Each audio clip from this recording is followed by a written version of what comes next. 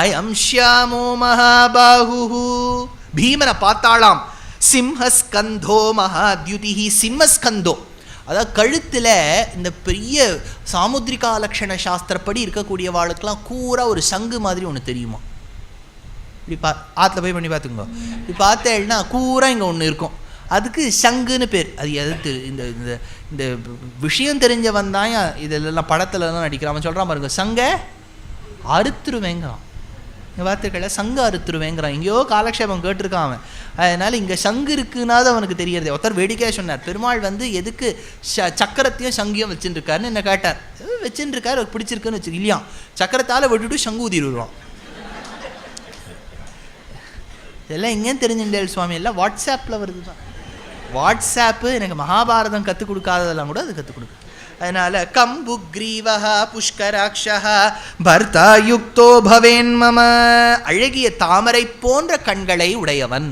வீரம் மட்டும் இருந்தா போராது, மாதுரியமும் இருக்க வேண்டும். ராமரை பற்றி சொல்லும்போது என்ன அழகா சொல்றா, ஆஜானுபாகும், கையை பார்த்தேன்னா வீரன். அரவிந்த தளாய தாட்சம், கண்ணு பார்த்தா தாமரை. வீரியமும் தெரியறது, சௌந்தரியமும் தெரியறது, பலமும் இருக்கு, அழகும் இருக்கு. பல பேர் சொல்வா this is beauty with no brains அப்படின்பா. சில பேர் சொல்வா there is only brains no பியூட்டிம்பா. Wouldn't it be better to have beauty with brains? அதே மாதிரி வீரத்தோட கலந்த ஞானம் இருக்க வேண்டாமா? பீமனை பார்த்தா தெரியறதாம், இவன் தான் எனக்கு வீட்டுக்காரராக வர வேண்டும், என்னுடைய கணவனாக வர வேண்டும்லாம் நினச்சா. இவன் இருக்கிறதோ மண்டை ஓடு மாலை, கையில் ஒரு இது இதெல்லாம் வச்சுட்டு இருக்காவோ, பார்த்தாலே பயங்கரமாக இருக்கா. காமவல்லியாம் கன்னி அப்படின்னாரு கம்பர். அதே மாதிரி அழகான ஒரு பெண் வேடம் தரிச்சுண்டு சென்றாளாம் இந்த ஹிடிம்பா.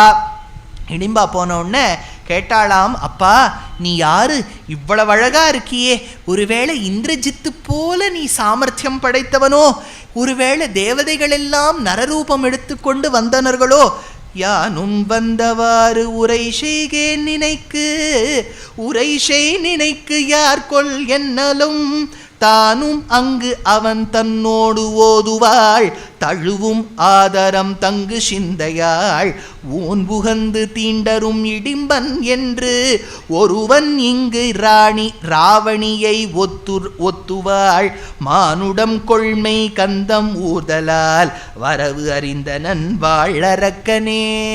அதை பாரத சம்பூல அன்னம பட்டர் எடுத்து சொல்றார். அவ சொன்னாலாம், எங்க அண்ணா வந்து உன்னுடைய ருதிரத்தை பருக வேண்டும் என்பதற்காக அம்சார். ருதிரம்னு சொன்னா ரத்தம், ரத்தத்தை நான் பருக வேண்டும் என்பதற்காக என் அண்ணா ஹிடிம்பன், ஹிடிம்பியான என்ன அம்சார். ஆனா உன்னை பார்த்த உன்ன உன்னுடைய அதரத்தை சுவக்க வேண்டும் எனக்கு ஆசை வந்துடுத்தே. ருதிரம் பாத்து காமேன தேனவோ ஹந்து மீரிதா, அதரம் பாத்து காமாஸ்மி தே ரூப சம்பதா. அப்போ பீமன் நினைச்சானாம், பெண்ணே நீ அழகாதான் இருக்க, உன்னை கல்யாணம் பண்ணிக்கிறதுல ஒன்றும் தப்பில்லை, ஆனால் நீக்கு கல்யாணம் ஆகாத ஒரு அண்ணா இருக்கிறே, அவரை வச்சுண்டு நான் கல்யாணம் பண்ணிக்கலாமா? ரெண்டாவது சொல்றார், அம்மா நீயோ ஒரு அரக்க குலத்தை சேர்ந்தவள், நானோ க்ஷத்ரிய குலம் மனுஷ குலம். மனுஷ குலத்தேன்னு ராட்சச குலத்தில் பண்ணிண்டதா சரித்திரமே இல்லையேமா. உபாயாம விதௌத்வரஸ்வமே கிருபயாமாரஷராஷராரவஹ திவிவா புவிவா ததிக்ஷுவா ரமயே துவாமுபனிய ரம்ஹசா. அப்போ பீமன் இதையெல்லாம் சொல்லி கொண்டிருக்கும் போது ஹிடிம்பன் வந்துடுறான். ஏண்டி உன்னை நான் இவனை வதம் பண்ணி ஷாட்டுட்டு வா, மிச்சத்தை எனக்கு கொண்டு வா நம்ச்சா, இவனோட நீ காதல் வார்த்தையா பேசிட்டு இருக்கேன்னு சண்டை போட்டானாம். பீமன் வந்து நன்னா சண்டை போட ஆரம்பிச்சான். சண்டை போட ஆரம்பிக்கும் போது அர்ஜுனன் ஓடி வந்தான். பீமா ஐயோ இந்த இந்த இந்த இந்த ஹிடிம்பனோட சீக்கிரமா சண்டை போடு, ஏன்னா ரௌத்ர முகூர்த்தம் வந்துன்னு இருக்கு, ரௌத்ர முகூர்த்தத்தில் நீ இவனோட சண்டை போட்டா ராட்சசாளுக்கு தான் பலம் அதிகம் அப்படின்னு. எங்கேயாவது நீங்கள்லாம் பாகவதம் இல்லை எக்ஸ்பர்ட்ஸ் இருப்பேள், உங்களுக்கு இதெல்லாம் கேட்டால் ஏதாவது ஒரு விஷயம் ஞாபகம் வருதா? ரௌத்ர முகூர்த்தம்னு கேள்விப்பட்டா? நரசிம்மர் வந்து அந்தியம்போதில் பிரதோஷ வேளையில் வரார். ஓகே, அப்புறம் பாருங்க பாயிண்ட். வராகவதாரத்தை சொல்றார் ஒன்று சுகபிரம்மம். அப்போ ஒரு சூக்ஷ்மம் என்னன்னா, திதி தேவி, இந்த அதித்திக்கு சக்களத்தி, அவள் போய் கஷ்யப பிரஜாபதி கிட்ட பிரார்த்தனை பண்ணுறா. இன்னைக்கு வந்து மாறன் வந்து, மாறன்கிறது எதுலையும் மாட்டிக்காத மாறன் நான் சொல்கிறேன், மாறன் வந்து மாறன்கிறது மன்மதன், இந்த மன்மதன் வந்து என்னை படுத்துறான் அவர் சொன்னார், நான் சாயங்காலம் உட்காந்து ஹோமம் பண்ணிட்டு இருப்பேனா, உன்னை மன்மதன் படுத்துகிற பாட நான் உட்காந்து பார்த்துட்டு இருப்பேனா? இல்லை, எனக்கு இப்போவே குழந்தை வேணும். அவர் சொன்னார், அம்மா இந்த சாயங்கால வேலை இது ருத்ர முகூர்த்தம், ரௌத்ர முகூர்த்தத்தில் கூடினா பிறக்கிற குழந்தைகள் ராட்சச குணத்தோடு இருப்பா அப்படின்னு அவர் அலர்ட் எல்லாம் பண்ணுறார். அது பிறந்தா எனக்கு போகிறோம், அது ராட்சசனோ அது அசுரனோ நான் அதெல்லாம் அப்புறம் பார்த்துக்கிறேன்னு சொல்லிட்டு ஒப்புத்துக்கிறேன். அதனால தான் ஹிரண்யாக்ஷன் ஹிரண்யகிருஷ்பு பிறக்குது. அதே சமயத்தில் அண்ணா நீ சண்டை போடுறதை தவிர்த்து விடு, ஏனெனில் அந்த சமயத்தில் ராட்சசாளுக்கு பலம் கூடும் சொல்கிறான். அப்போ யுத்தம் பண்ணி முடித்த உடனே யுதிஷ்டிரன் சொல்கிறானாம், ஹிடிம்பனை கொன்று முடிச்சாச்சு, ஹிடிம்பா மட்டும் நின்றுருக்கா. அப்போ யுதிஷ்டிரன் சொல்கிறான், பீமா நீ போய் குளிச்சுட்டு வா, முதல்ல ஸ்நானம் பண்ணிட்டு வா.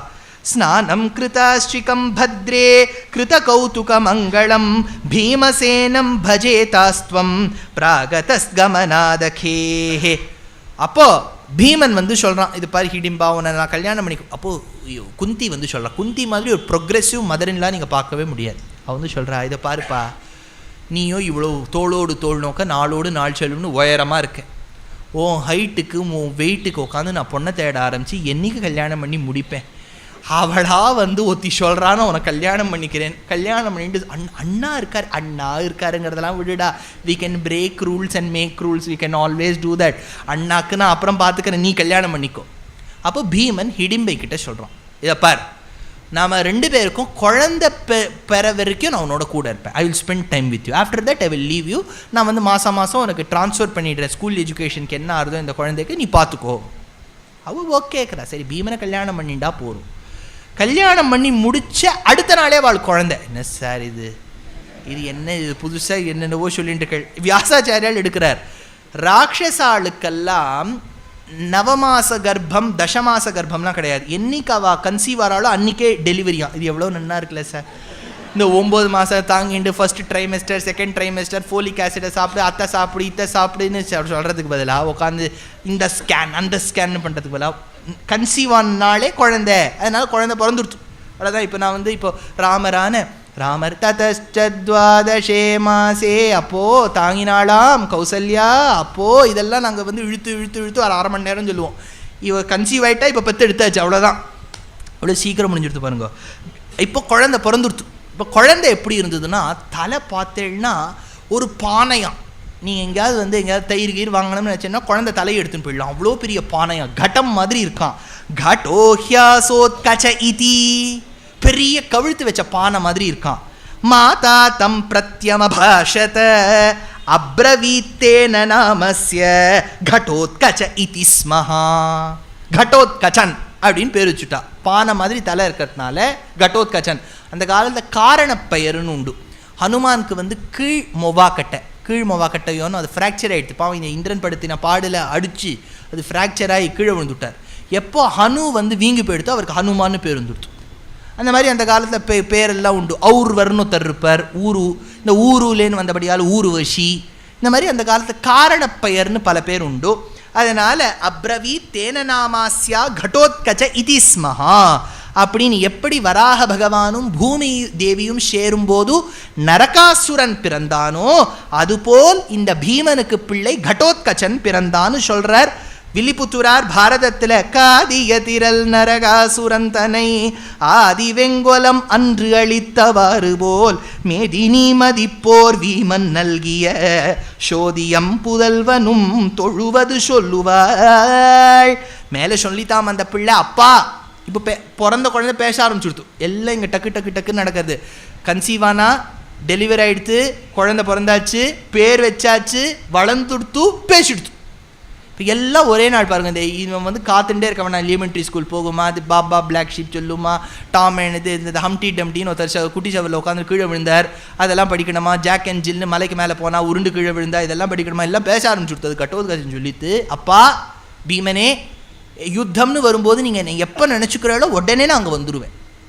You don't even have to தந்தி. அந்த காலத்தில் தந்தினாலே பயப்படுவா, யாராவது போயிட்டா தான் தந்தி வரும். அதனால் நீ தந்தி கூட நான் அடிக்க, no telegram, you think of me I will come. நினைத்து முலை வழியே நின்று பால் சோரன்னு ஆண்டாள்.